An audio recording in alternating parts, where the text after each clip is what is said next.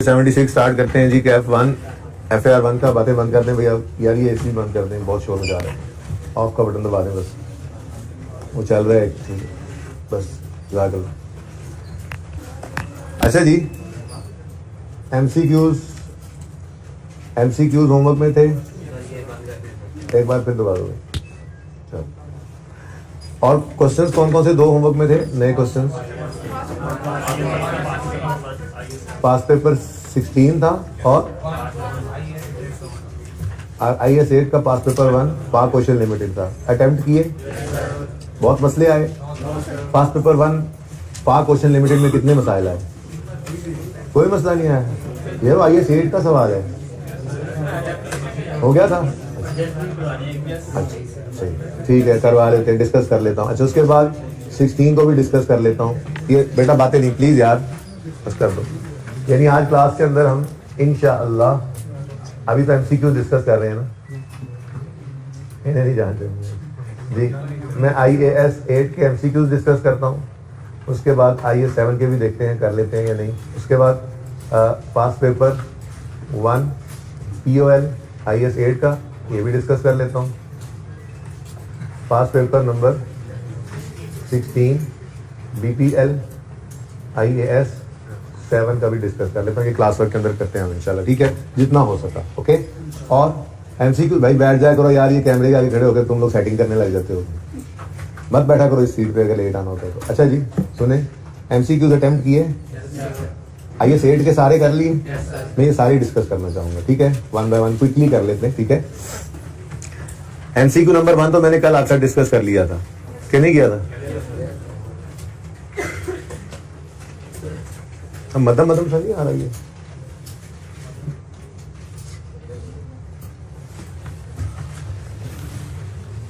कौन सी वाली लाइट होगी पता नहीं।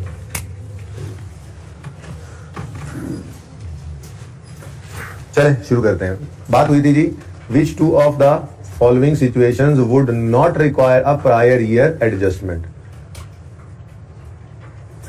दो हैं, इनमें से कह रहा है बताओ जिनको प्रायर ईयर एडजस्टमेंट की जरूरत नहीं पड़ती एज पर IAS 8। अच्छा, प्रायर ईयर एडजस्टमेंट की बात कर रहा है वो, उसने ऐसा नहीं कहा कि प्रायर ईयर में की रीस्टेटमेंट चाहिए या प्रायर ईयर की एप्लीकेशन चाहिए, मतलब जनरल बात की है उसने, ठीक है ना। रिट्रोस्पेक्टिव एप्लीकेशन होती है किस केस में? चेंज इन पॉलिसी के केस में। और रिट्रोस्पेक्टिव रीस्टेटमेंट होती है error, change in error correction में नहीं, एरर करेक्शन, प्रीवियस ईयर के एरर की करेक्शन के केस में। तो ये दोनों ही प्रायर ईयर एडजस्टमेंट्स है। पॉलिसी चेंज हो तो prior year change in accounting policy लेकर आना होता है, इसको हमने कहा था रिट्रोस्पेक्टिव एप्लीकेशन। ये भी प्रायर ईयर एडजस्टमेंट होती है। और अगर करेक्शन ऑफ एरर हो तो ये भी प्रायर ईयर एडजस्टमेंट है, बस कहा इसको क्या था, रिट्रोस्पेक्टिव रीस्टेटमेंट। तो ये जनरल बात कर रहा है ना, पॉलिसी की बात की इसने ना, एरर की बदले जनरल बात कर रहा है। इन दोनों में से कोई एक हो सकता है। तो कह रहा है इन चार में से कौन सी दो ऐसी सिचुएशंस हैं जिनमें प्रायर ईयर एडजस्टमेंट रिक्वायर्ड ना हो। अब ए में उसने कहा था last year inventories under state हो गई थी, इन्वेंट्रीज वर अंडर स्टेटेड। भाई ये तो एरर है। और आगे वो कह रहा है मटेरियल अमाउंट भी है। अच्छा, ये सवाल के अंदर अगर ना भी बताए ना तो आपने खुद से मटेरियलिटी डिटरमिन नहीं करने बैठ जाना। आपको तो बैलेंस शीट, इनकम स्टेटमेंट वगैरह गिवन नहीं है ना, आप ऑडिट कर रहे हैं, आपको सारी बातों का पता नहीं होता कि आप खुद से मटेरियलिटी डिटरमिन करें। आप कहें नहीं फिर ये मटेरियल छोड़ दें। सवाल में उसने कहा इन्वेंट्री गलत हो गई, पिछले 2 साल पहले इन्वेंट्री गलत हो गई थी। सवाल में आपने दिया, आपने कहा यार नहीं, मैं अज्यूम करता हूँ ये मटेरियल ही नहीं है पर मैं इसको सही नहीं करता, तो फिर सवाल करके ही ना हो। ये थोड़ा ही है, मतलब कुछ भी ना करो, ऐसा नहीं करना। पर्चे के अंदर आपको जो भी एरर दे आपने उसको मटेरियल ही अज्यूम करना है, ठीक है, अगर सवाल खामोश हो तो। ओके, सही है ना। लेकिन यहाँ तो क्या कह रहे हैं, इन्वेंट्री अंडरस्टेट हो गई है और मटेरियल अमाउंट से हुई है, तो भाई ये एरर बोलो। और बोलो लास्ट ईयर में, यार बोलते क्यों नहीं, गूंगे थोड़ा ही हो। आवाज आ रही है ना सबको? लास्ट हमें भाई आपको भी आ रही है इधर वाले कैमरे? अच्छा, तो आप लोग भी घर पे बोलो जी। लास्ट ईयर की इन्वेंट्रीज अंडर स्टेट हो गई, गलत है, मटीरियल अमाउंट है, ठीक है, तो ये एरर है प्रायर ईयर का। इसकी एडजस्टमेंट भी प्रायर ईयर में करनी पड़ेगी, रिट्रोस्पेक्टिव रीस्टेटमेंट करनी पड़ेगी, फिगर्स भी बदलेंगी, एरर करेक्शन का नोट भी बनेगा, तो सब कुछ करना है। इसका मतलब ए वो नहीं है जिसकी प्रायर ईयर एडजस्टमेंट रिक्वायर्ड ना हो। आगे बढ़ते हैं। Company has changed its allowance for irrecoverable receivables from 10% of outstanding debts to everything over 120 days old. इस सारी कहानी को छोड़ो, मुझे बताओ ये allowance for in irrecoverable receivables क्या होता है? Provision for doubtful debtor. ये प्रोविजन फॉर डाउटफुल डेट के अंदर उन्होंने चेंज की है। इस चेंज की वजह से प्रोविजन का जो प्रोविजन जब चेंज होगी तो उसका असर क्या पड़ेगा, डेटर्स बदलेंगे। यही तो कल पढ़ा था चेंज इन एस्टीमेट की डेफिनेशन के अंदर कि चेंज इन एस्टीमेट क्या है। एक तो हमने पढ़ लिया वही कि चेंज हो जाए periodic consumption of acid, life बदल जाए, मेथड बदल जाए, जेल वैल्यू बदल जाए, डेप्शन, ठीक है, वो तो हो गया ना अलग। एक पहला पॉइंट लिखा हुआ था कि ये चेंज इन एस्टीमेट किसे कहते हैं, अगर हमारी एडजस्टमेंट हो रही है कैरिंग अमाउंट ऑफ एसिड या लायबिलिटी में। तो मैंने कैरिंग अमाउंट ऑफ एसिड के अंदर यही एग्जांपल तो बोली थी आपको, प्रोविजन फॉर डाउटफुल डेट। क्या मतलब, अगर ये प्रोविजन बदलेगी तो उसका असर क्या पड़ेगा, एसिड बदल जाएगा, ठीक है। लेकिन ये तो चेंज इन एस्टीमेट है। चेंज इन एस्टीमेट के अंदर तो प्रायर ईयर एडजस्टमेंट हम नहीं करते, हम उसको क्या करते हैं, करंट ईयर को सही करते हैं और फ्यूचर को सही करते हैं, पिछले सालों को जाके हम छेड़ते नहीं है, ठीक है। तो इसका मतलब बी एक हो गया, ठीक है जी।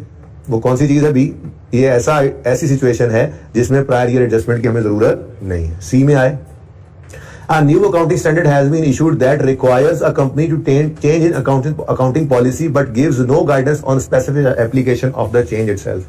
New standard आया, न्यू अकाउंटिंग स्टैंडर्ड आया, ठीक है जी, और रिक्वायर कर रहा है कंपनी से टू चेंज इस अकाउंटिंग पॉलिसी। भाई ठीक है, चेंज इन पॉलिसी तो है।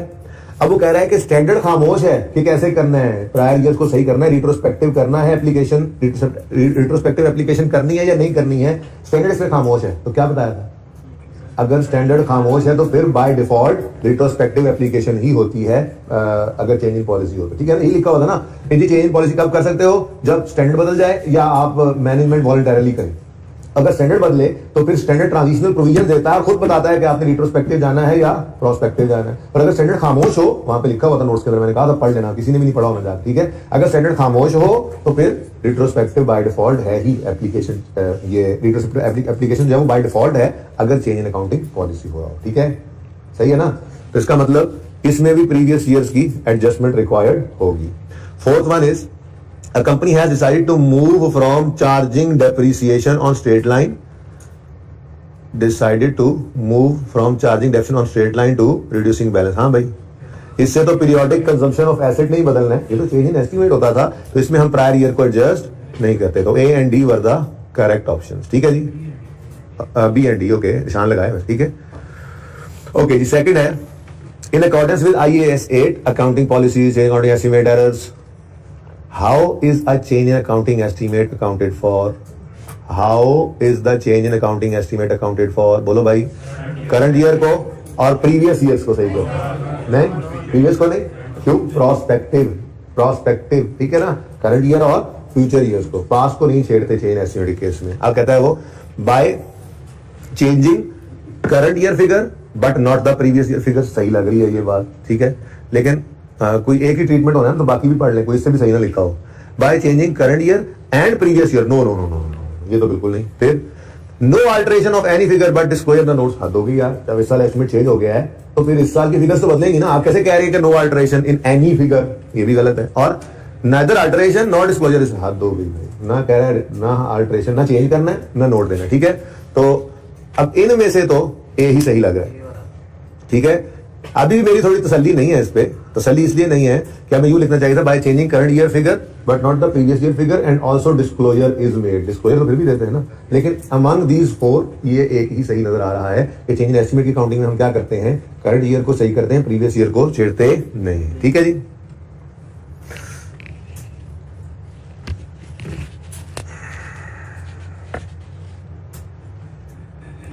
तो अगर ये रीजन देना चाहें हम, सोल्यूशन है ना आपको नजर आएगा, आप सोल्यूशन पर ओपन करें ना, आपको सोल्यूशन देखिए होंगे करते हैं। जैसे अब इसका सोल्यूशन है, MCQ 2 का सोल्यूशन ओपन करें।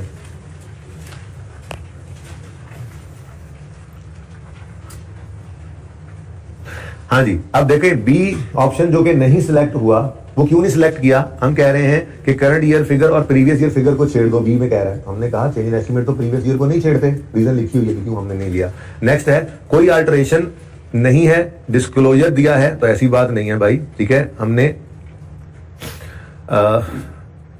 अल्टरेशन करनी होती है, ये कैसे कह दिया आपने, चेंज इन एस्टीमेट है तो अल्टरेशन नहीं करनी, इसलिए ये भी गलत है। और तीसरे में कहते हैं अल्टरेशन भी नहीं है, डिस्क्लोजर भी नहीं है, तो यार कैसे हो सकता है, ठीक है ना। तो ऐसे ही बस वापस आ जाए, MCQs के सॉल्यूशंस के अंदर आपको रीजंस भी मिलेंगी अगर आप किसी में परेशान हो तो, होपफुली, ठीक है। वैसे कितने बच्चों ने ये सारे MCQs अटेम्प्ट कर लिए IAS 8 के सारे ही हो गए थे, कोई मसला तो नहीं आया, अच्छा चलते हैं, जल्दी जल्दी देखते हैं। अकॉर्डिंग टू IAS 8, अच्छा ये बड़ा मसला है इन MCQs के अंदर। एक तो स्टैंडर्ड का नाम ही इतना लंबा है, तो स्टैंडर्ड का नाम जो है ना यहाँ पे आपके लिए ब्रैकेट्स में कर दिया, इन्वर्टेड कॉमास में कर दिया गया, ठीक है ना। पर्चे में अगर इस तरह से ना हो इन्वर्टेड कॉमास में तो डाल देना इन्वर्टेड कॉमास में, वरना इतना लंबा नाम पढ़ते पढ़ते ना आप वो असल सवाल मिक्स हो जाता है आपसे, ठीक है ना। तो इसलिए ये काम कर लेना आपने, आप बस यूं पढ़ लिया करो। इन अकॉर्डिंग टू IAS 8, अगली ब्रैकेट छोड़ो फिर, ठीक है। How should a material error in previous financial reporting period B accounted for in current period. तो भाई ये तो हमें पता ही है, हम रिट्रोस्पेक्टिवली इसको सही करते हैं, रिट्रोस्पेक्टिव रीस्टेटमेंट कहते हैं इसको। अब पढ़ के देखते हैं। By making an adjustment in financial statements of current period through statement of profit और loss and disclosing the nature of error in note. मुझे तो ये गलत लग रहा है भाई। क्यों गलत है?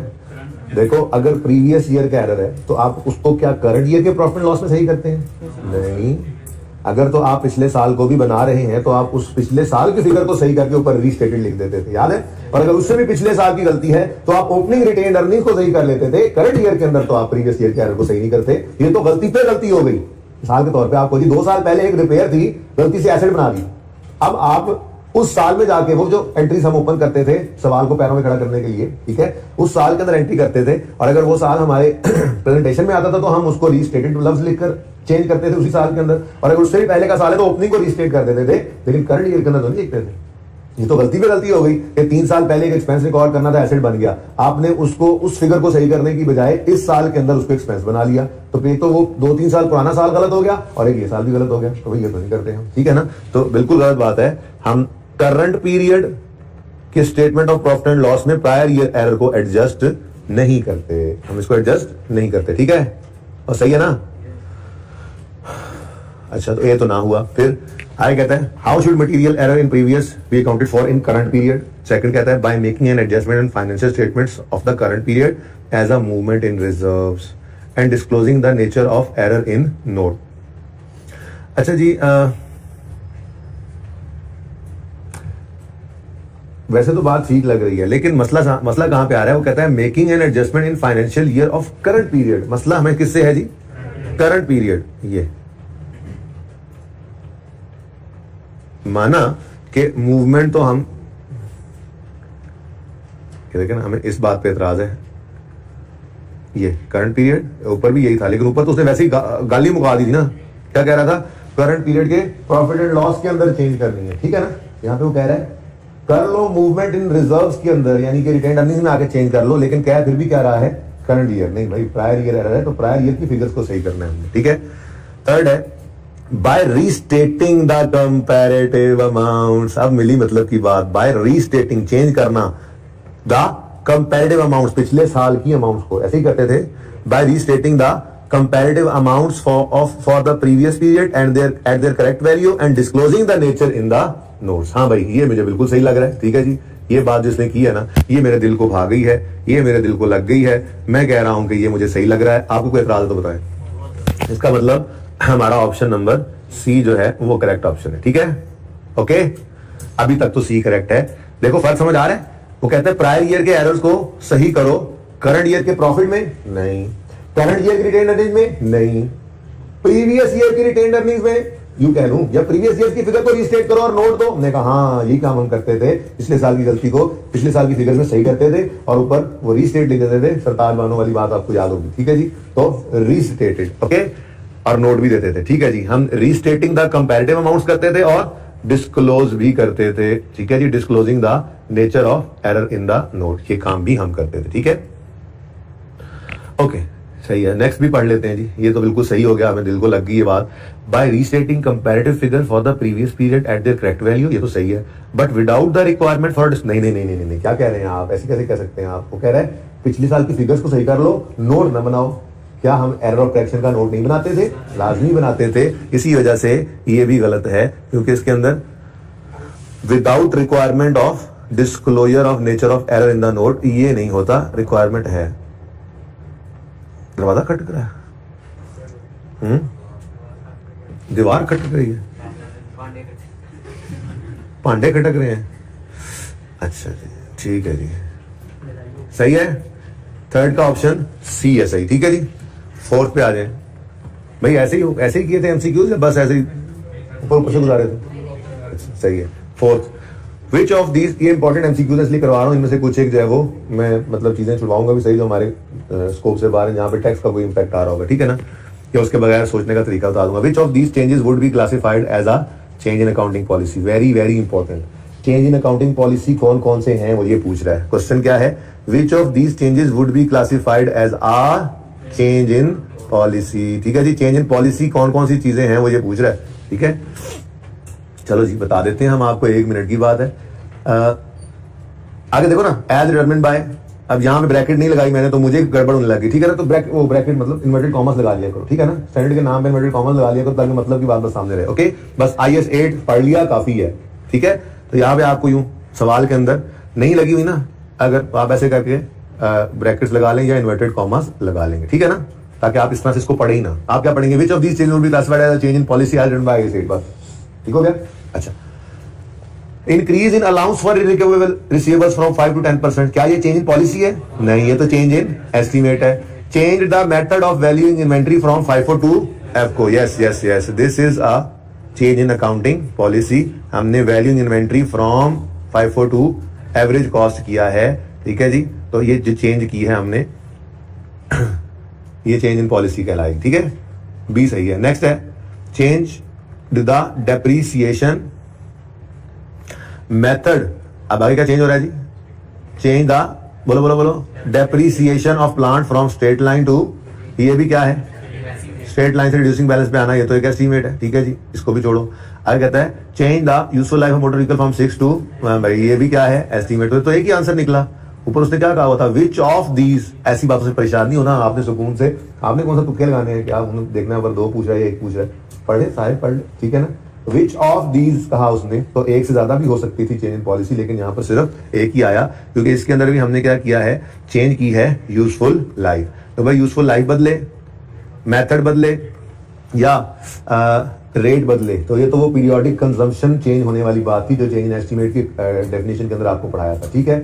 और ऊपर वाला क्या है जी, नंबर A, उसमें प्रोविजन के अंदर चेंज आ रहा है, तो इसको तो हमने कहा था ये क्या है, adjustment in carrying amount of asset या लायबिलिटी। तो एसेट वाली एडजस्टमेंट की एग्जांपल ये थी प्रोविजन। प्रोविजन यार आसान लग रहा है अल्फाज को, जिंदगी आसान रखो। प्रोविजन मतलब अंदाजा, डाउटफुल डेट की प्रोविजन कहते थे ना, हमें शक है कि इतने लोग भाग जाएंगे, ठीक है, तो शक की बुनियाद पर एक्सपेंस रिकॉर्ड किया था। अब कल को उससे ज्यादा भाग जाए, पैसे लेके कम भाग जाए, तो अंदाजे में तब्दीली तो आ जाती है। तो जब अगले साल के अंदर अंदाजे में तब्दीली आती है, तो पिछले साल को जाकर हम सही नहीं करते होते थे, प्रोविजन डाउटफुल डेट के लेजर में अगले साल के अंदर बैलेंस फिगर आ जाती थी, और वो जो प्लस माइनस होता था प्रोविजन का, वो अगले साल के अंदर एडजस्ट हो जाता था। पिछले साल में तो कभी जाकर हमने प्रोविजन को नहीं छेड़ा था, तो चेंज इन एस्टीमेट, ठीक है जी। तो B is the correct option, क्योंकि ए के अंदर भी हमने क्या किया है, इंक्रीज होता, डिक्रीज भी हो सकता था, मतलब चेंज लिखना चाहिए था भारत। ये क्या है जी, change in allowance for irrecoverable receivables, तो ये भी क्या है, ये भी एक चेंज इन एस्टीमेट ही है, ठीक है। ओके, आगे बढ़ेंगे। Number 5, in which 2 of the following situations can a change in accounting policy be made by an entity. कब कब, सवाल समझ आ रहा है? तो यार कितने बच्चों ने अटेम्प्ट किया था, दोबारा हाथ खड़ा करें। ऐसे ही करना, मैं फिर पहले आपसे करवाऊँ ना अटेम्प्ट। कितने बच्चों ने पढ़ने की जहमत भी नहीं की, इनको वो हाथ खड़ा करें। वैसे ही जरा ज़्यादा तो कराए ना अपने हाथों में। अच्छा, मैंने सवाल पूछा तो तकरीबन कुछ 70% 60% क्लास ने कहा कि हमने किए हैं, और जब मैंने पूछा जिन्होंने नहीं किए उनमें सिर्फ एक बच्चे ने हाथ खड़ा किया, बाकी कौन है? मेरा सवाल, MCQs कितने बच्चों ने अटेम्प्ट किए हैं? ऊंचा हाथ खड़ा कर, मुझे नजर आने चाहिए, हाथ नीचे कर लें। कितने बच्चों ने MCQs को नहीं अटेम्प्ट किया, एक भी MCQ नहीं अटेम्प्ट किया, वो हाथ खड़ा करें। सारे कितनों ने नहीं अटेम्प्ट किए, वो हाथ खड़ा करें। अभी ना ये ब्लू शर्ट वाले अपर वाले तुम्हें खड़ा कर देना, ठीक है, तो तुम हाथ खड़ा नहीं कर रहे हो, ठीक है बेटा। पढ़ लें ये इससे पहले कि बहुत देर हो जाए, नमाज पढ़ लो इससे पहले कि तुम्हारी नमाज पढ़ी जाए, ऐसे ही। ओके, पढ़े जी 5th MCQ, 1 मिनट में पढ़ें और आंसर बगैर सोल्यूशन देख के अपने ज़हन में बनाएं। जल्दी करें, आधी क्लास में MCQ किए नहीं हुए, मैं पढ़े जा रहा हूँ, फायदा। जल्दी करें जी, 1 मिनट है, और कोई जवाब मुझे ना दे प्लीज।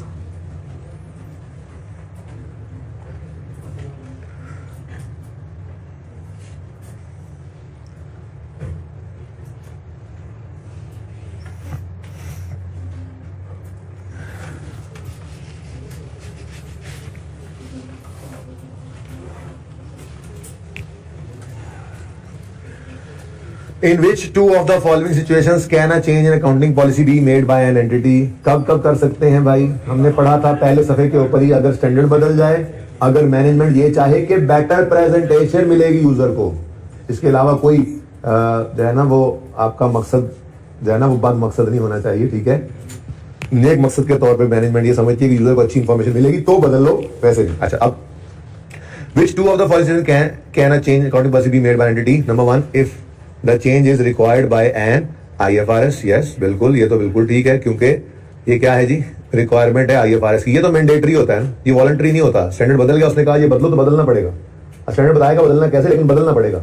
जैसे पुराने लोग लाइफो यूज करते थे, स्टैंडर्ड ने कहा लाइफो खत्म हो गया, चलो अब आपको नहीं हम तो लाइफो यूज करेंगे, ऐसे नहीं हो सकता। स्टैंडर्ड बदल गया, आपको पॉलिसी बदलनी पड़ेगी, और ये मैंडेटरी है, ये चेंज इन पॉलिसी ही है, ठीक है, पॉलिसी चेंज करनी पड़ेगी। अच्छा, बी में कहता है if the entity thinks that a new accounting policy would be easier to report, यानी कि आप आसान काम कर ले चाहे वो गलत हो, आप पॉलिसी को बदल रहे हैं, आसान है यार, इससे फायदा होगा तो नुकसान, यूजर को समझ ही कुछ नहीं आनी, हमें आसानी हो जाएगी। क्या मतलब यार, आप फिर पॉलिसी बदल लोगे? तो इसलिए पॉलिसी नहीं बदल सकती मैनेजमेंट वॉलंटरली कि जी हमें आसान लग रहा है हम ऐसे कर लें। बदलने की सिर्फ एक ही सूरत बताई थी मैनेजमेंट के लिए, वॉलंटरी है। वॉलंटरली कब बदल सकती है मैनेजमेंट? जब मैनेजमेंट ये डेमोन्स्ट्रेट कर सके कि जी ये बदलने से, चेंज इन पॉलिसी करने से यूजर को ज्यादा अच्छी तरीके से इंफॉर्मेशन प्रेजेंट होगी, तब आप चेंज इन पॉलिसी कर सकते हैं, ठीक है ना। तो ये नहीं भाई they think that new accounting policy would be easier to report, ये क्या बदतमीजी हुई, खबरदार ऐसी कोई बात नहीं करनी। अच्छा जी, उसके बाद if a new accounting policy, ऊपर से पढ़ के है ना, ऊपर से पढ़ के which of the following can a change in accounting policy be made by an entity if a new accounting policy would show more favorable results? चाहे गलत हो, प्रॉफिट्स गलत बता दें। वो जी असल में ना हम फाइफो से एफको से फाइफो पे इसलिए जा रहे हैं, महंगाई बड़ी आजकल, राइजिंग प्राइसेस का दौर है, इन्फ्लेशनरी इकोनॉमी है, तो हर अगली हमारी परचेज पिछली से महंगी होती है, तो हम first in first out use कर रहे हैं। तो सबसे रिसेंट वाले जो यूनिट्स होंगे हमारे, वही क्लोजिंग स्टॉक में पड़े होंगे, वो सबसे महंगे होंगे। और आपको तो सर पता ही है कि क्लोजिंग स्टॉक और प्रॉफिट का रिलेशन डायरेक्ट है, तो जितना क्लोजिंग स्टॉक ज्यादा होगा उतना प्रॉफिट ज्यादा होगा। हम जरा प्रॉफिट ज्यादा शो करने जा रहे हैं, तो एफको पे तो एवरेज रेट में थोड़ा सा कम स्टॉक पड़ा है, अगर हम फाइफो पे ले आए ना इसको, तो क्योंकि इन्फ्लेशनरी इकोनॉमी है, तो मोस्ट रिसेंट वाले यूनिट्स के ऊपर वाले रेट आएंगे, तो वो जब रेट आएंगे तो हमारा स्टॉक महंगा बढ़ जाएगा, स्टॉक बढ़ेगा तो प्रॉफिट बढ़ जाएगा। इसलिए हम चेंज कर रहे हैं पॉलिसी। हमने कहा चलो काम करो अपना, ऑर्डर उल्टा ढका देगा, कहेगा ये क्या बात है, ये तो सर फ्रॉड कर रहे हो आप, बात समझे हो। फेवरेबल रिजल्ट शो करने के लिए आप पॉलिसी चेंज कर रहे हो। मैंने आपको मिसाल के तौर पर समझाया, इंट्रो में भी आपने पढ़ी होगी जब इन्वेंटरीज का टॉपिक पढ़ा होगा, कि फाइफो और एफको से अगर आप स्टॉक को जो है ना वो कैलकुलेट करें तो दोनों का आंसर डिफरेंट आता है। जैसे मिसाल के तौर पे महंगाई आए रोज बढ़ रही है, जैसे हमारी इकोनॉमी है, तो फिर अगर किसी ने फाइफो पर स्टॉक को रखा हुआ है, क्लोजिंग स्टॉक को, तो उसका स्टॉक ज्यादा अमाउंट पे होगा, क्योंकि सबसे रिसेंट चीजें स्टॉक में पड़ी होंगी फाइफो के असम्पशन में, फर्स्ट इन तो फर्स्ट आउट हो गई, तो स्टॉक में सबसे आइंड वाली पड़ी होंगी, वो सबसे महंगी होंगी। जबकि एवरेज के अंदर हम पिछले यूनिट्स की एवरेज भी ले लेते हैं, जो सस्ते थे, सस्ते और महंगे को मिलाकर एक दरमियाना सा रेट आता है।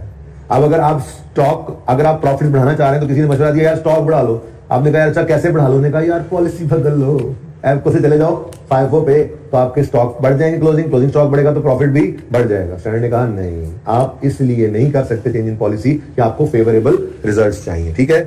तो new accounting policy would show more favourable results, no, ये तो बहुत ही गलत बात है, फ्रॉड है, ये तो गलत बात है। आगे, if a new accounting policy results in more reliable and relevant presentation of events और ट्रांजैक्शन, इज है ये वाली सही है क्या है जी? If a new policy results in more reliable and relevant presentation, फिर तो हम बात मान लेंगे, ठीक है जी। तो A and D R correct options. कितने एमसीक्यू हैं टोटल? वक्त हो गया कम। नंबर 6 जल्दी से पढ़े, 1 मिनट, नंबर 6 पढ़े 1 मिनट में।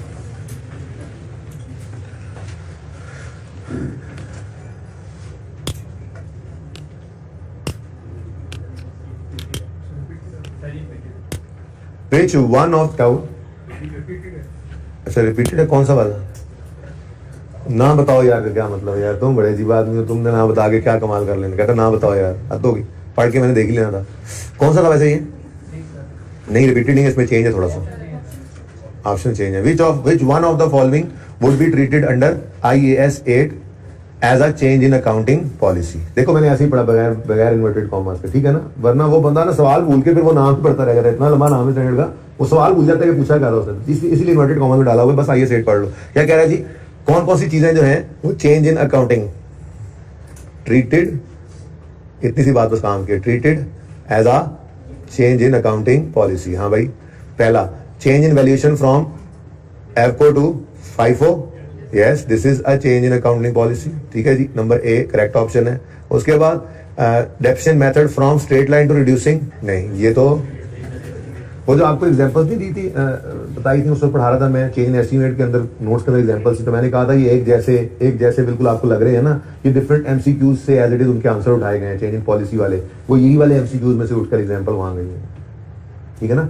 कि चेंज इन एस्टीमेट क्या है, लाइफ बदल दो, उसमें रेजुअल वैल्यू बदल गई, इस तरह की, तो यहीं से एग्जांपल्स उठ के गई हुई थी वहां पे। बहरहाल बी जो है उसमें तो मेथड ऑफ रिडक्शन बदल रहा है, स्ट्रेट लाइन से रिड्यूसिंग बैलेंस पे, ये तो चेंज इन पॉलिसी नहीं है, तो चेंज इन एस्टीमेट है। फिर adoption of revaluation model of non current previously held at cost, हाँ जी जी ये भी चेंज इन पॉलिसी है ना, बोलो। अच्छा ये अकाउंटिंग पॉलिसी तो है लेकिन ये चेंज नहीं है, ये फर्स्ट टाइम एडॉप्शन है बेटा, ये फर्स्ट टाइम आपने अडॉप्ट की है पॉलिसी। अच्छा आपको नहीं जी नहीं, हम तो पहले चूंकि चेंज हम जो है ना वो अडॉप्ट कर रहे हैं रिवैल्यूएशन मॉडल जो कि प्रीवियसली हेल्ड एट कॉस्ट, आप इस बात पे जरा गौर करें ना, तो मैंने कहा हाँ फिर तो आप ठीक कह रहे हो, यानी आप पहले कौन से मॉडल में थे आईएएस 16 पे, कॉस्ट मॉडल में, और अब आप आ गए हो रिवैल्यूएशन मॉडल पे, तो this is a change in accounting policy. लेकिन मसला क्या है, ऊपर वाली बात पे अगर आप गौर करें, which one of the following would be treated under IAS 8 as accounting policy change, ठीक है ना, तो ये ज्यादा इंपॉर्टेंट बात हो गई फिर, बल्कि इसको अलग से हाईलाइट करता हूं मैं आपके लिए अलग कलर से, वो सारा ही हो रहा है, ठीक है होने दो फिर जी। अकाउंटिंग पॉलिसी ट्रीट करना है अंडर आईएएस 8, तो भाई ये एग्जांपल आपको पढ़ाई थी, देखो ये एमसीक्यूज में से आगे मैंने कहा था बड़ी इंपॉर्टेंट एग्जांपल है। आईएएस 8 कहता है कि कॉस्ट मॉडल से रिवैल्यूएशन मॉडल पर पीपीई को लेके जाना is a change in accounting policy, it is a change in accounting policy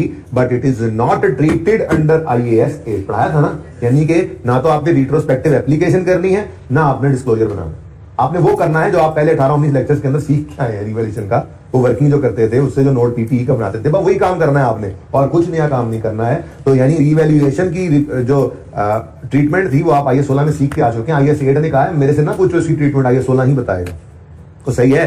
तो दिस ये इसलिए इंपॉर्टेंट थी वो एग्जांपल, देखो एक एमसीक्यू में बचत होगी आपकी, ठीक है। तो वो कह रहा है ट्रीटेड अंडर आईएएस 8 कौन सा अकाउंटिंग पॉलिसी चेंज है, तो ये चेंज इन अकाउंटिंग पॉलिसी तो है लेकिन ये अंडर आईएएस 8 ट्रीट नहीं होता, बल्कि ये अंडर आईएएस 16 ट्रीट होता है, ठीक है ना भाई, लिखवाने की जरूरत है और तुम्हें समझ आ गई ये बात। नेक्स्ट डी है capitalisation of borrowing cost which have arisen for the first time, हाँ ये है चेंज इन पॉलिसी, पहली बार बोरोइंग कॉस्ट आ रही है।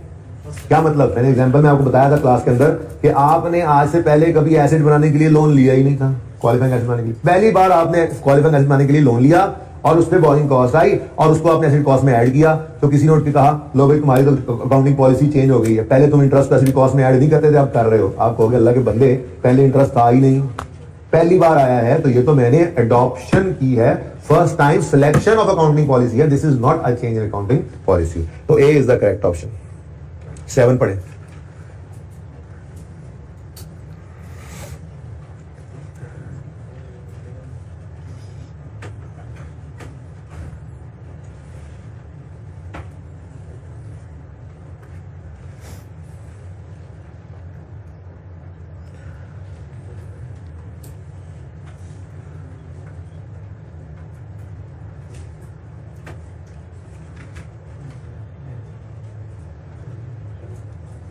मे भी कल नया टॉपिक ना शुरू हो लेकिन परसों तो हो ही जाएगा, मुझे नजर ही नहीं आ रहा कुछ इनके अंदर कुछ जान। टेस्ट कैसा हुआ था, जालिब इंडस्ट्रीज वाला सवाल कैसा लगा, आसान था, मेरे को तो वो मुश्किल ही थी, इससे ज्यादा तो है नहीं, एक पास पेपर का सवाल आप कर चुके हैं। हाँ फिर कुछ अब आगे असेसमेंट में या मॉक में कभी कुछ से मुश्किल करने की कोशिश कर लेंगे, मतलब इम्पेयरमेंट भी आपने देख ली आईएएस 7 के सवालों के अंदर, इन्वेस्टमेंट प्रॉपर्टी को भी आपने देख लिया, गवर्नमेंट ग्रांट को शायद आप मिस कर रहे हो, वो किसी सवाल के अंदर डाल लेंगे और क्या हो सकता है। आईएएस 23 भी गालिबन अभी मिस हुआ है, वो कोशिश करके मिक्स कर लेंगे, बाकी तो आपने देख लिए हैं सवाल। इम्पेयरमेंट भी आ गया था एक सवाल के अंदर, उसका ट्रीटमेंट देख लिया था ना हमने।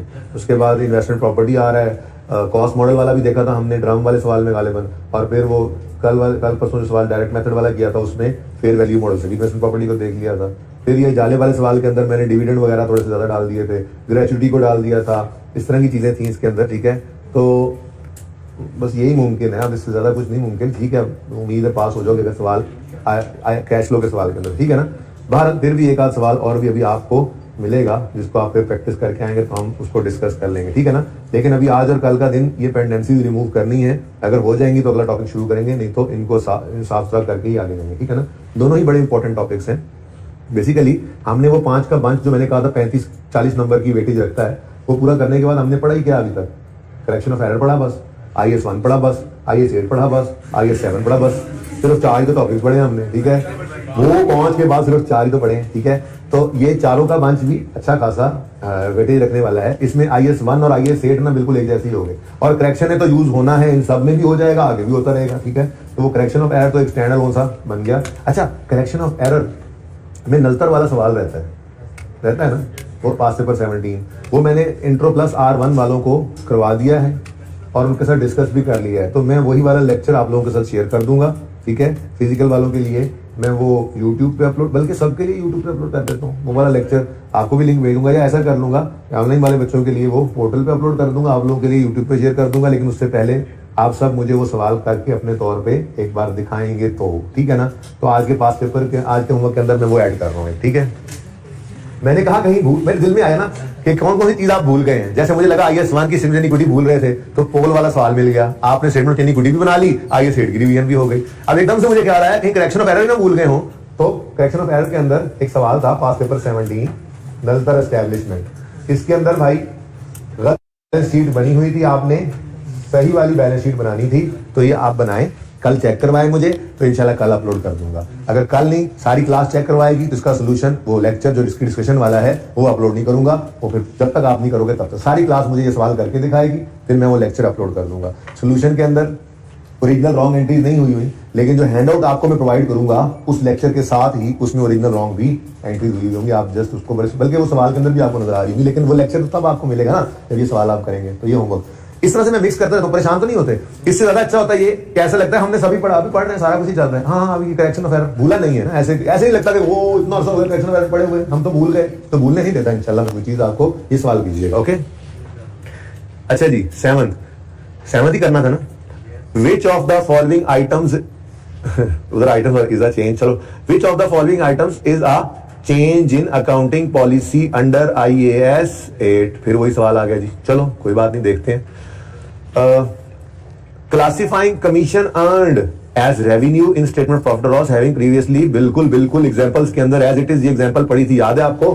मैंने कहा था कि वो मिल की एग्जांपल दी थी कि हमारी पहले स्पिनिंग मिल थी, फिर वो बंद हो गई, तो अब हम कमीशन पर ही धागा लोगों का बनाया हुआ बेचने हैं, तो पहले कमीशन इनकम हमारी अदर इनकम थी, अब मेन इनकम बन गई, एग्जांपल बताया था, ठीक है। This is a change in accounting policy. फिर switching to purchasing plant using leases from a previously policy of purchasing plant for cash, ये क्या है जी? पॉलिसी चेंज नहीं है। फर्स्ट एग्जांपल बोल रहे हो? नहीं बेटा, नहीं, वो कह रहा है जी पहले हम प्लांट खरीदा करते थे, अब हम लीज पे लेते हैं। मेरा सवाल, क्या आपको कोई स्टैंडर्ड ऐसा भी नजर आता है जिसने ऑप्शन दे रखा है कि आप एसेट को खरीद कर इस्तेमाल करें या एसेट को लीज पे इस्तेमाल करें? जो कोई एक पॉलिसी आप सिलेक्ट करेंगे आपकी अकाउंटिंग पॉलिसी होगी। और भाई हाँ, स्टैंडर्ड कौन होता है हमें ये बात बताने वाला कि हम कहां से एसेट लेके आए? तो ये तो पॉलिसी वाला चाहिए, तो अकाउंटिंग पॉलिसी वाला चक्कर ही कोई नहीं है। तो वहां एग्जांपल, ये ना आपके नोट्स के अंदर ये एग्जांपल मौजूद है, जब मैंने पढ़ाई थी तो उसमें लिखा हुआ भी था कि this is not an accounting policy change but this is a business policy change, ठीक है ना। और अकाउंटिंग पॉलिसी ये होती है कि स्टैंडर्ड ने कहा हुआ है आप ये वाला ऑप्शन रखो या ये वाला ऑप्शन रखो, जो आपने स्टैंडर्ड का मान के ऑप्शन रख लिया वो आपकी अकाउंटिंग पॉलिसी बन गई। दुनिया में कौन सा स्टैंडर्ड आपको ये कहता है कि एसेट को लीज पे लो जा, अपने पैसे खर्च करके लो? स्टैंडर्ड का कोई मकसद नहीं है, वो आपका बिजनेस डिसीजन है। आप एसेट को अपने पैसों से खरीद के इस्तेमाल करें बिजनेस में या आप लीज पर लेकर इस्तेमाल करें बिजनेस में, स्टैंडर्ड को इससे परवाह नहीं है। हाँ, जब आपने वो एसेट ले लिया तो अगर अपने पैसे खर्च के लिया है तो स्टैंडर्ड कहते हैं आ जाओ IAS 16 में, और अगर आपने उसको लीज पे लिया है तो स्टैंडर्ड कहते हैं अब इसको ले आओ IFRS 16 में। IFRS 16 पढ़ना है रेवेन्यू पे, ठीक है ना। IFRS 16 ये लीजेस का स्टैंडर्ड है, FAR 2 में आप जाके पढ़ेंगे, ठीक है ना। वहां पे जाके फिर आगे वो रूल बताएगा, लीज पे लिया है, अच्छा ये कर लो, ये कर लो, ये कर लो, ये कर लो, वहां से फिर जो करोगे आप वो अकाउंटिंग पॉलिसी बनेगी बाद में। IAS 16 में कैश पे करके आपने खरीदा है तो फिर वो कहेगा IAS 16 में ले आओ, उसके बाद इसके साथ ये कर लो, ये कर लो, वहां पे अकाउंटिंग पॉलिसीज फिर आती है, ठीक है ना। This is a business policy not an accounting policy change, ठीक है जी। Next, changing value of subsidiaries inventory in line with groups policy. ये तो बिल्कुल वही एग्जांपल्स एज इट इज यहां से उठाकर वहां पे लिखी गई है, ठीक है ना। मैंने आपको ये भी जबरदस्ती पढ़ा ही दिया था, हालांकि मैंने कहा था ये out of syllabus out of भी पढ़ा दिया, ठीक है। क्या सब्सिडी फाइफो यूज कर रही है और पेरेंट एफओ यूज कर रहा है। सब्सिडी ने अपनी सेपरेट फाइनेंशियल स्टेटमेंट्स बनाई, पेरेंट ने अपनी सेपरेट फाइनेंशियल स्टेटमेंट बनाई, ठीक है। और फिर सब्सिडरी ने अपनी फाइनेंशियल स्टेटमेंट्स को भिजवा दिया पेरेंट के अकाउंटेंट के पास, और वो कंसोलिडेट करने लगा जब दोनों फाइनेंशियल स्टेटमेंट्स को, तो एक में फाइफो यूज हो रहा था, दूसरे में एफओ। तो पेरेंट के अकाउंटेंट ने कहा यूजर को जरा एक जैसी इंफॉर्मेशन मिल जाए, हम ऐसा करते हैं सब्सिडरी के अगर फाइफो पे है तो उसको भी एफओ पे ले आते हैं ताकि पूरे ग्रुप की पॉलिसी एक हो जाए। लेकिन सब्सिडरी को फोन करके ये नहीं कहेगा अपनी फाइनेंशियल स्टेटमेंट बदलो जल्दी से, चलो वो भाई उसकी सेपरेट फाइनेंशियल स्टेटमेंट अपनी जगह पे वही रहेगी। कंसोलिडेटेड फाइनेंशियल स्टेटमेंट्स में हम ये एडजस्टमेंट कर लेंगे और ये कंसोलिडेशन एडजस्टमेंट कहलाती है। FR 2 के अंदर जाके कंसोलिडेशन पढ़ेंगे आप, यहाँ पे फिलहाल इससे ज्यादा पढ़ाने की जरूरत नहीं है। तो ये कंसोलिडेशन एडजस्टमेंट है, ये चेंज इन पॉलिसी नहीं है। सब्सिडरी को सेपरेट फाइनेंशियल स्टेटमेंट्स के अंदर अपनी पॉलिसी को बदलने का हम नहीं कहेंगे, ठीक है, सही है। तो सी भी अकाउंटिंग पॉलिसी का चेंज नहीं है IS 8 वाला। और revising the remaining useful life, ये क्या है, ये तो चेंज इन एस्टिमेट, ठीक है, सही है। तो सिर्फ ए ऑप्शन सही है। कोई कंफ्यूजन है तो पूछ ले बेटा, यार कहीं पे कंफ्यूजन आए तो पूछ लेना, ऐसे बैठे हो मलंग मान के आज जैसे पता नहीं, या तो कुछ समझ नहीं आ रही है सारा समझ आ रहा है, कुछ एक बात तो है। ओके जी, नंबर 8 पढ़ लें फिर। Number 8,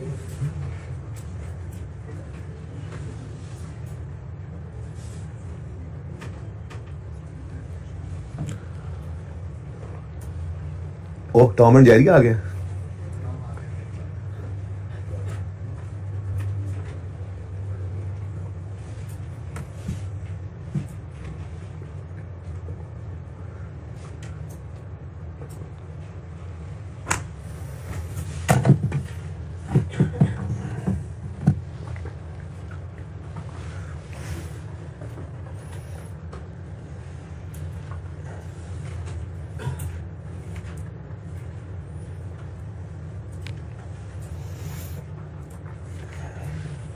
ji, the directors of Tom limited are disappointed by, कर लिया ये MCQ, पढ़े जल्दी पढ़े यार, टाइम कम है, ये खत्म करने थे, मैंने तो बहुत कुछ करना था आज।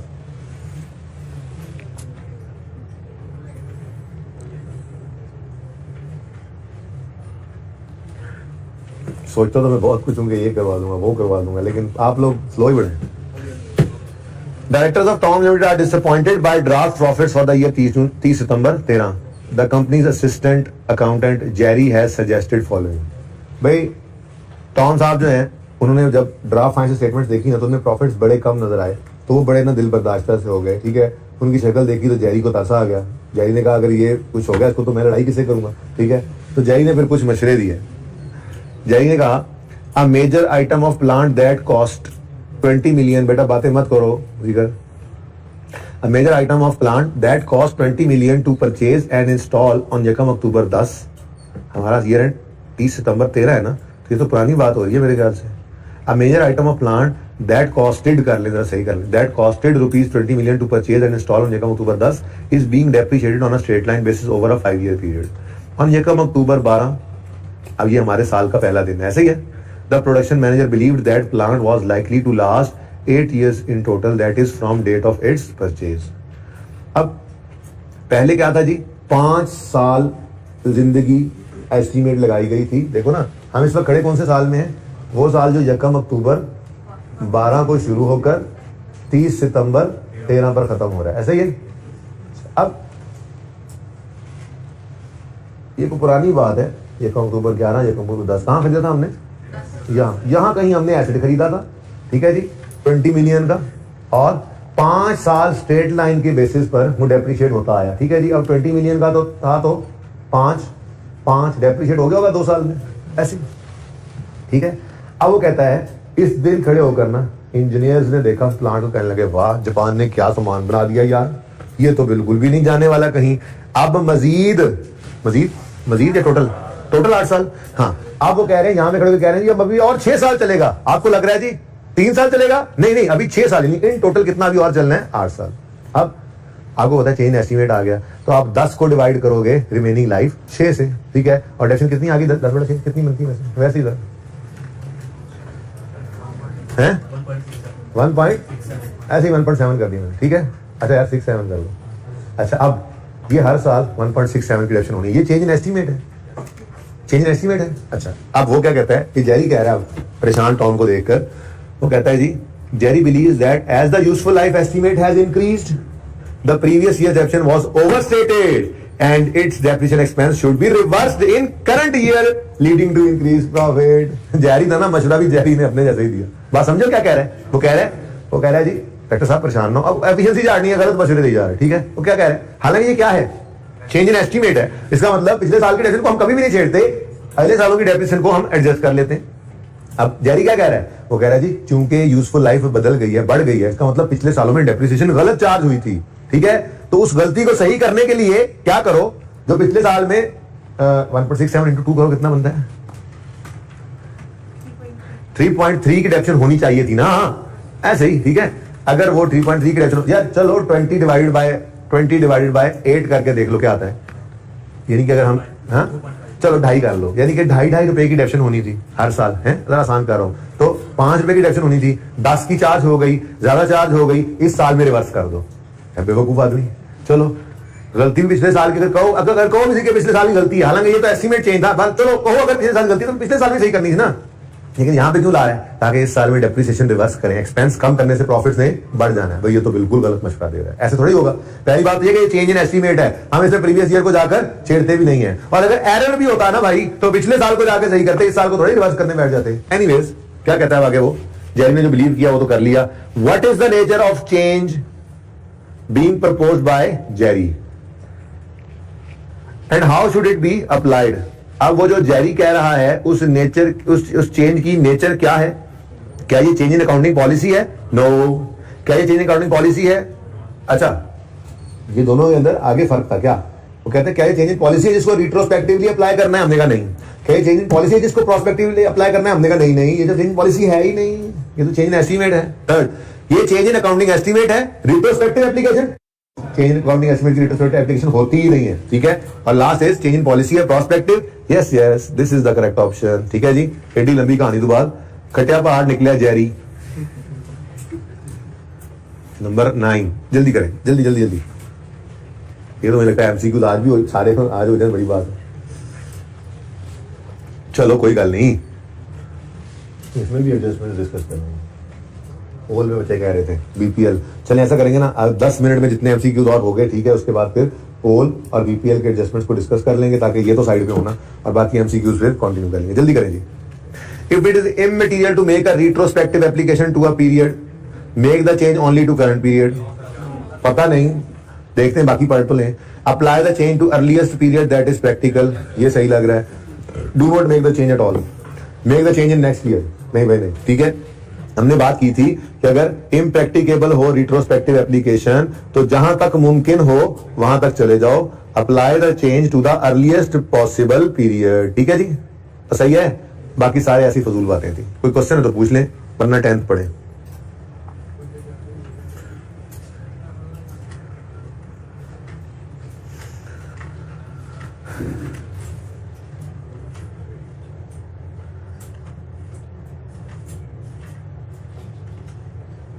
भाई ये इंपॉर्टेंट एमसीक्यू है। थोड़ी देर पहले एक एमसीक्यू मैं आपको करवा के आया हूं, जिसके अंदर लिखा हुआ था adoption of revaluation model previously held at cost. Adoption of revaluation model for PPE, ठीक है जी, प्रीवियसली हेल्ड एट कॉस्ट। और मैंने कहा था कि ये चेंज इन पॉलिसी तो है, लेकिन इसको IAS 8 के अंदर ट्रीट नहीं करना, तो यहां पे हमने इसको इग्नोर किया था। 10th में आए तो कहता है which two of the following would be treated as a change in accounting policy. हाँ जी, ये नहीं कह रहा अंडर IAS 8, तो कह रहा है चेंज इन अकाउंटिंग पॉलिसी कौन कौन सा है। ठीक है जी, एंटिटी फर्स्ट टाइम रिसीव कर रही है ग्रांट और अप्लाई कर रही है डेफर्ड इनकम मेथड, ये तो फर्स्ट टाइम एडॉप्शन है, सिलेक्शन है, ये चेंज इन पॉलिसी तो नहीं है। Entity has revalued its properties, up to now they had all been carried at cost. हाँ भाई, रीवैल्यू कर दी प्रॉपर्टीज, अभी तक वो क्या थी जी, कैरिड एट कॉस्ट नहीं, तो ये तो चेंज इन अकाउंटिंग पॉलिसी है। और सवाल ये नहीं कह रहा कि ये वाली अकाउंटिंग पॉलिसी बताओ, वो वाली अकाउंटिंग पॉलिसी बताओ जो IAS 8 के अंडर आती हो, कह रहा है सिर्फ क्या कह रहा है ऊपर, अकाउंटिंग पॉलिसी के बारे में बताओ, तो बी भी अकाउंटिंग पॉलिसी का चेंज है, ठीक है। C, entity has reclassified development cost from other operating expense to cost of sale. अच्छा, अभी आपके सिलेबस में बात तो नहीं है, ठीक है, लेकिन अब क्या कर सकते हैं, ये लिखा हुआ है एमसीक्यू के अंदर। बेसिकली ना ये इंटेंजिबल बनाया जाता है खुद। जैसे कि आप कहें जी अब कोरोना की वैक्सीन हमने बनानी है, तो फिर आप साइंसदानों को बिठा देते हैं, वो कुछ खर्चे इनकर करते रहते हैं और एक खास वक्त तक आप FAR 2 के अंदर पढ़ेंगे ना, IS38 एक 6 क्राइटेरिया मीट करने पड़ता है। जब वो मीट हो जाते हैं उसके बाद वाले खर्चों को हम आप एसडी कॉस्ट में ऐड करने लग जाते हैं। उससे पहले वाले सारे खर्चे एक्सपेंस आउट होते हैं, ठीक है ना। तो वो एक्सपेंस आउट होने वाले अरसे की बात को कह रहा है कि जी पहले हम उस एक्सपेंस होने वाले खर्चे को ऑपरेटिंग एक्सपेंस में डालते थे, लेकिन फिर किसी ने हमें बताया यार तुम ये जो बना रहे हो वैक्सीन, तुम्हारी तो दवाइयों की कंपनी है, कल को तुमने इसको वैक्सीन को इस्तेमाल करना है, इस फार्मूला को इस्तेमाल करके वैक्सीन बना के बेचनी है, तुम्हारा तो काम ही यही है। तो फिर ये एक्सपेंस ऑपरेटिंग एक्सपेंस में डालने की बजाय कॉस्ट ऑफ सेल में डाल दो, ज्यादा बेहतर है, ठीक है ना। तो किसी ने जो मशवरा दिया तो ये तो मिलता जुलता तो है ना भाई। मैंने माना IS38 मैंने नहीं पढ़ाना, ना ही ये आपसे पूछ सकते हैं, लेकिन चलो MCQ में अगर पढ़ा हुआ है तो ये मिलता जुलता तो उसी एग्जाम्पल के साथ है ना जो मैंने आपको बताई थी कि अदर इनकम में कमीशन इनकम था, अब वो रेवेन्यू बन गया। तो इसको हमने क्या कहा था, ये चेंज इन पॉलिसी है। थोड़ी देर पहले एग्जाम्पल करवाई, एग्जाम्पल में पढ़ी थी, क्या एग्जाम्पल थी कि आपका कमीशन इनकम अदर इनकम में होता था, लेकिन अब कहाँ आ गया है, रेवेन्यू में। तो चेंज पॉलिसी है। ऐसे ही भाई आपकी डेवलपमेंट कॉस्ट जो है, एक्सपेंस जो है, ये पहले ऑपरेटिंग एक्सपेंस में नजर आता था, अब किसी वजह से कॉस्ट ऑफ सेल में आप ले आए, जो भी वजह बनी, लेकिन ये चेंज इन पॉलिसी है, ठीक है जी। उसके बाद इंक्रीज कर दिया एंटिटी ने रिकवरेबल डेट, ये तो चेंज इन अकाउंटिंग एस्टिमेट है, पॉलिसी चेंज है, ठीक है जी। नंबर 11, जल्दी बढ़े। अच्छा ऐसे करें 11, 12, 13, 14, ये जरा इनमें किसी में कोई मसला आया तो बताएं जरा। घर में कितने बच्चों ने ये MCQs किए, जरा हाथ खड़ा करें, मुझे जरा दोबारा बता दें। ये वाले MCQ जो मैं बोल रहा हूँ 11, 12, 13, 14 कितने बच्चों ने किए हुए, इनमें कोई मसला आया है? कोई मसला है तो पूछ लें। 14 भी सही है भाई, कोई मसला हो तो पूछ सकते हैं आप, नो इशू एट ऑल, ठीक है। कि जिन बच्चों ने किए हैं मैं उनसे इसलिए पूछ रहा हूँ ताकि मुझे आइडिया हो जाए कि उन पर टाइम वेस्ट करूँ या रहने दूँ। मेरे अंदाजे के मुताबिक वो आसान MCQs हैं, कोई मसला है तो बता दें, बोले। हाँ जी 15 15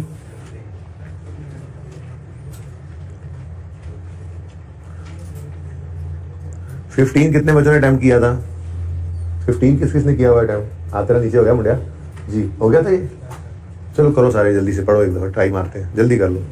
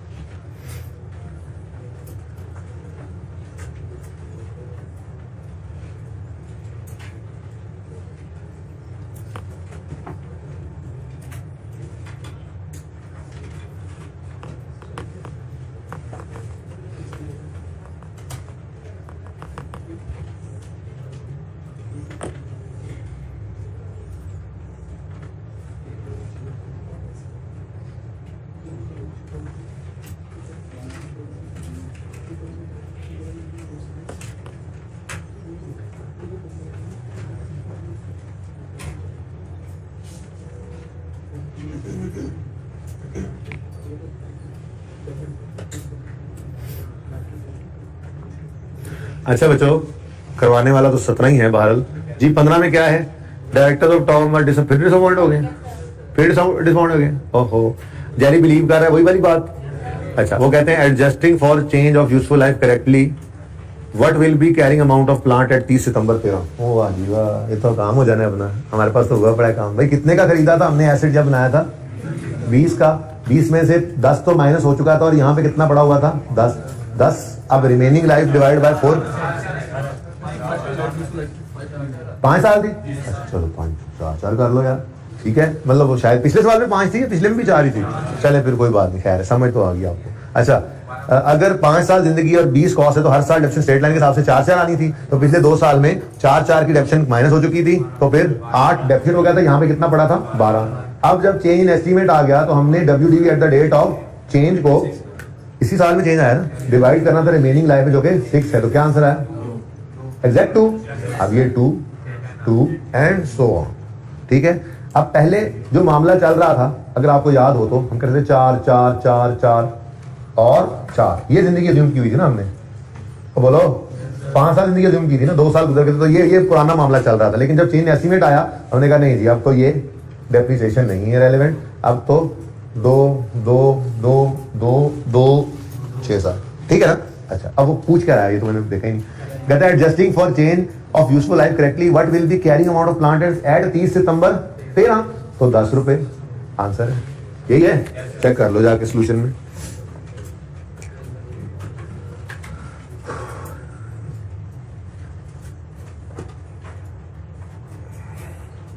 ठीक है भाई। नेक्स्ट 16 ट्राई कर लोगे यार, ये भी आसान सा है, इसके साथ भी होमवर्क लिखो। जो ऊपर 4 कहे हैं ना मैंने कि कर लिए होंगे, उनके साथ होमवर्क लिख लें ताकि एक बार आज घर जाकर कर लें। जो मैं करवा रहा हूँ वो तो करवा ही रहा हूँ, ठीक है।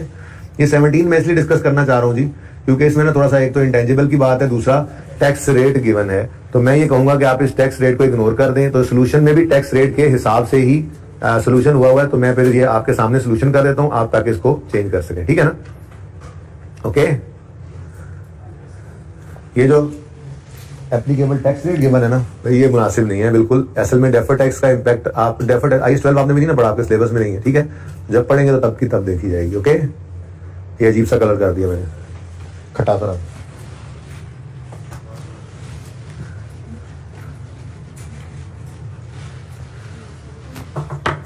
भाई वो मार्कर लाया था ना बच्चा, इधर छुपा गया।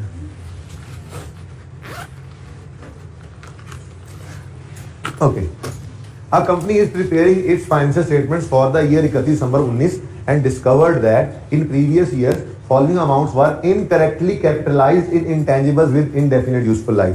भाई देखो वैसे तो ये इंटेंजिबल भी आपने नहीं पढ़ा हुआ तो इस तरह का MCQ भी आ जाए ये मुश्किल बात है, ठीक है।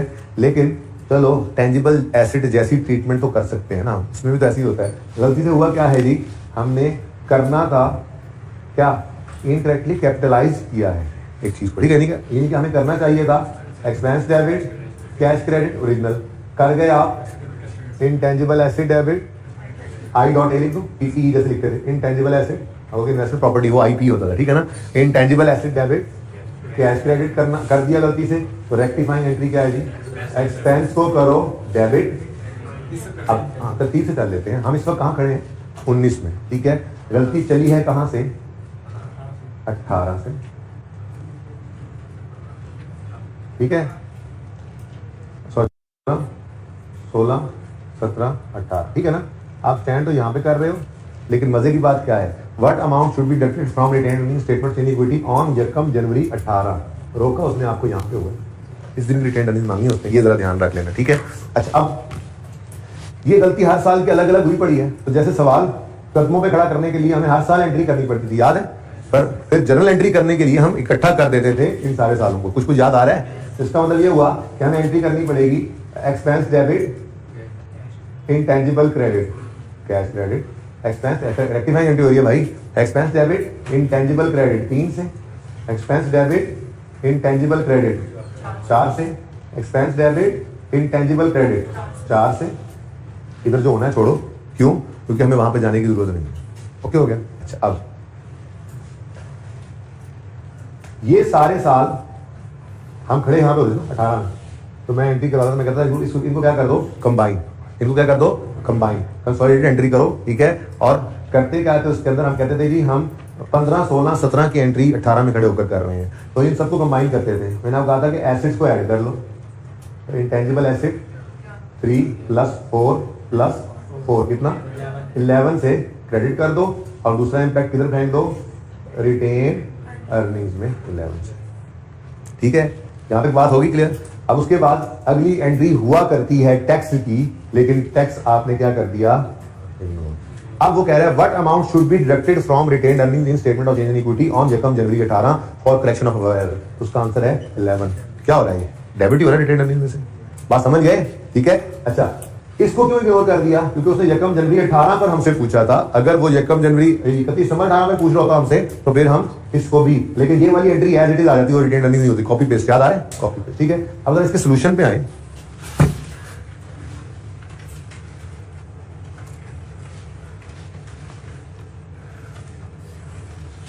ये मुझे बदल देना चाहिए था लेकिन मुझसे मिस हो गया, ठीक है ना। इसलिए मैं भी क्लास के अंदर ही आपको बदलवा रहा हूं। ये 17 का सोल्यूशन आपके सामने है जी। आपने इस एंट्री को काट दें, ठीक है। फिर बात समझ आई? ये एंट्री आपने क्या कर दी, काट दी, ठीक है। चले, ये दूसरी एंट्री जो है DTL डेफर्ड टैक्स लायबिलिटी, ठीक है ना, ये आपके सिलेबस में नहीं है ना, ठीक है, IAS 12 आपने पढ़ा हुआ, इसलिए ये एंट्री आपने काट दी, ठीक हो गया। अब आपका आंसर क्या बच गया, 11 से रिटेन्ड अर्निंग्स डेबिट और 11 से इंटेंजिबल क्रेडिट, ठीक हो गया। तो सही है, तो मसला तो नहीं है, ठीक है। अच्छा, अगली बात, ज़ेनो में क्या आ रहा होगा, जब एसेट को इम्पैक्ट पड़ता होता था तो डेप्रिसिएशन को भी तो इम्पैक्ट पड़ता था। जिसकी डेफिनेट का नाम अमोर्टाइजेशन है, वो क्यों नहीं कर रहे? तो भाई वो आपके सिलेबस से बाहर की चूंकि बात है, आपको पता नहीं है इस बात का कि ऐसे इंटेंजिबल्स जिनकी इंडेफिनिट यूजफुल लाइफ हो, हम उनको अमोर्टाइज कर ही नहीं सकते। खुद सोचो ना, इंटेंजिबल की लाइफ कितनी है जी, पता नहीं। इनफिनिट नहीं कह रहे, इनडेफिनिट है। 5 साल है, नहीं पता नहीं। 3 साल है, नहीं पता नहीं है। 2 साल है, पता नहीं है जी। तो एक चीज की लाइफ पता ही नहीं है, उसको डेप्रिशिएट आप नहीं कर सकते। तो आप IAS 38 में इंशाल्लाह FR 2 में जाकर पढ़ेंगे कि ऐसे इंटेंजिबल जिनकी लाइफ इनडेफिनिट हो, अमोर्टाइज तो वो हो नहीं सकते, फिर उनको हर साल इंपेयरमेंट टेस्ट से गुजारना पड़ता है। इंपेयरमेंट आपको आती है IAS 33 में, आपने पढ़ी हुई है। FR 2 में जब आप क्लास पढ़ने जाएंगे ना, तो पहले दिन IAS 38 अगर शुरू होगा तो उससे पहले थोड़ी सी IAS 36 की इंपेयरमेंट की रिवीजन होगी आप लोगों की, वहां पे उस्ताद करवाएंगे, क्योंकि वही इंपेयरमेंट है जो आप यहाँ पढ़ के जा रहे हैं। बात समझ आई है? बहरहाल ये आपके लिए समझना जरूरी नहीं थी बात, लेकिन चलो खैर मैंने बता दी, ठीक है। क्या जो इंडेफिनिट लाइफ होगी किसी एसेट की, तो उसको कैसे हम डेप्रिशिएट कर सकते हैं जी? हम तो डेप्रिशिएट कर ही नहीं सकते उसको, ठीक है। तो इसलिए इसको हमने डेप्रिशिएट नहीं किया था। डेप्रिसिएशन का इम्पैक्ट आपको इन एंट्रीज में नजर नहीं आ रहा, ठीक है। लेकिन आपका जो सोल्यूशन है ना, उसको आपने सही कर लिया। ये एंट्री गायब हो गई, डिक्रीज इन रिटेन्ड अर्निंग हुई, ये प्लस 3 का इम्पैक्ट निकल गया, तो आपका ये बस -11 वाला ही आंसर रहेगा, ठीक है। और ये आपने लिख दी बात। 2018 के साल को इसलिए इग्नोर किया है कि सवाल 18 की रिटेन्ड अर्निंग्स मांग रहा है, ठीक है जी। क्लियर? सही है, सोल्यूशन सही कर लिया आपने, बात समझ भी आ गई है। चलो ओके जी, नेक्स्ट है अ कंपनी, ये सबसे इंपॉर्टेंट था। A company is preparing financial statement for the year 31 December 19 and discovered that previous year following on incorrectly amortised. अब इसके अंदर वो क्या कह रहा है, calculate the effect on profit after tax for the year 31 दिसंबर 18। अब इसके अंदर भी आपने टैक्स को इग्नोर कर देना है, तो भाई ठीक है। और अब 18 के अंदर क्या होना था जी, जो एंट्री नहीं की क्या वो भी कर लेते हैं, बोलो। 18 के अंदर क्या करना है भाई, वही एक्सपेंस डेबिट इंटेंजिबल क्रेडिट कितने से, 5 से, ठीक है। और requirement calculate effect of profit after tax before tax, हमारे लिए तो एक ही, हम तो इग्नोर करते हैं टैक्सेशन, ठीक है ना। तो करेक्शन ऑफ अबव एरर का नेट प्रॉफिट पे क्या इफेक्ट होगा, एक्सपेंस बढ़ रहा है 5 से, एक्सपेंस का बढ़ना प्रॉफिट को कम कर देगा 5 से। अब अगर सोल्यूशन की बात करें ना, तो सोल्यूशन के अंदर अगेन ये दूसरी एंट्री आपने काट देनी, ठीक है, ओके। ये दूसरी एंट्री आपने काट दी, तो नीचे नेट डिक्रीज इन पैट की बजाय आप सिर्फ डिक्रीज इन पैट कर दें। ये नेट को भी आप काट दें, क्योंकि नेट किससे करना है, टैक्स से, वो तो हम इग्नोर करते हैं, हमने IAS 12 नहीं पढ़ा हुआ, ठीक है ना। तो नेट को भी काट दें, डिक्रीज इन पैट सिर्फ रह जाएगा आपका +5, ठीक है जी, सॉरी -5, ओके। ये समझ आया? एक तो ये एंट्री आपने काट दी, दूसरा यहां पर इसको भी आपने काट देना है, डिक्रीज इन पैट क्या आएगी, 5। ये मैंने आपको यहां पर बता दिया, एक्सपेंस का बढ़ना प्रॉफिट को कम कर रहा है, ठीक हो गया जी।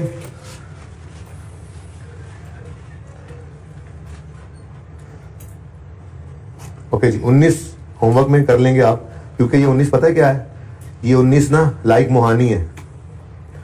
आपको याद होगा कि हमने मोहानी वाले सवाल के अंदर FIFO से अर्गो किया था स्टॉक को, तो मैंने कहा था इफेक्ट ऑन प्रॉफिट की वर्किंग बना लेना, क्लोजिंग स्टॉक बढ़ा तो प्रॉफिट बढ़ा, याद आ रहा है?